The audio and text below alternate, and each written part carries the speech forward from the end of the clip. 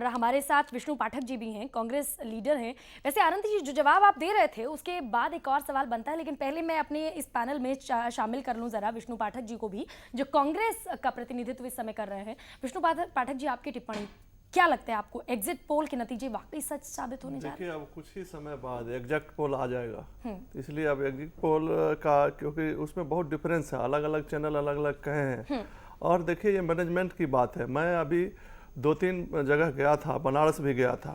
बनारस में सीन यही था, हमारे भारतीय जनता पार्टी के ये भी शायद गए होंगे, बनारस जरूर गए होंगे, क्योंकि बनारस का एक भी ईंट हटाते तो आपको या तो आम आदमी पार्टी का मतलब इंपोर्टेड वर्कर मिलता या फिर भारतीय जनता पार्टी का इंपोर्टेड वर्कर मिलता।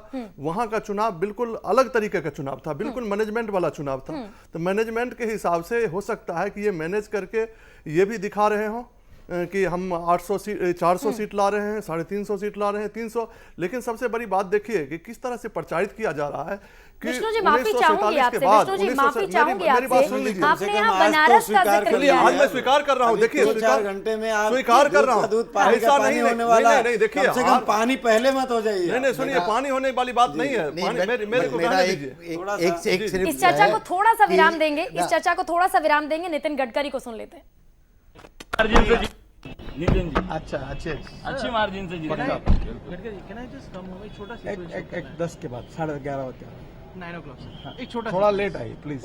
9 सर 9 नहीं 11 बजे छोटा 11 फ्रॉम दिल्ली सर 11 के बाद 11 बहुत लेट हो जाएगा। सबसे मिलना पड़ेगा, एक से मिलना। 11 बहुत लेट हो जाएगा। आइए तो कुछ बोलने को राजी नितिन गडकरी नहीं है, हालांकि जानते वो भी हैं कि देश की स्थिति इस समय क्या चल रही है। और नितिन गडकरी जो कि फिर से शायद राष्ट्रीय अध्यक्ष बन जाएं, और हालांकि इसका फैसला उन्होंने मोदी पर छोड़ दिया है, बीजेपी के आला कमान पर छोड़ दिया है, लेकिन यही सुगबुगाहट है कि नितिन गडकरी को एक बार फिर बड़ी जिम्मेदारी राष्ट्रीय अध्यक्ष के तौर पर दे दी जाए, अगर राजनाथ सिंह को कैबिनेट में शामिल नरेंद्र मोदी के किया जाता है या फिर कोई और पद उन्हें दिया जाता है। विष्णु जी, आप कुछ कह रहे थे, अपनी बात को आगे बढ़ा। हाँ, तो मैं वही कह रहा था कि देखिए, अब एग्जैक्ट पोल कुछ ही समय बाद आने लगेगा, लेकिन ये जो प्रचारित करने में ये हम कहीं ना कहीं ये कह रहे हैं कि 60 साल बाद ऐसा माहौल बना है। आपको भारतीय जनता पार्टी का, हमें लगता है कि भारतीय जनता पार्टी के नेताओं को पता होना चाहिए कि 60 साल के बीच में श्री राजीव गांधी का सरकार बना था, उसके वो एक रिकॉर्ड है। 400 से ज्यादा सीटें कांग्रेस ने जीती थी। 1984 की बात कर रहे हैं? जी जी, 400 से ज्यादा सीटें कांग्रेस ने जीती थी। आज किस तरह, एक तरफ तो आप कह रहे हैं कि बड़ी मुश्किल से हम 272 पूरा करने जा रहे हैं, कोई कह रहा है कि हम 300 पूरा, कोई कह रहा है हम 250 पूरा।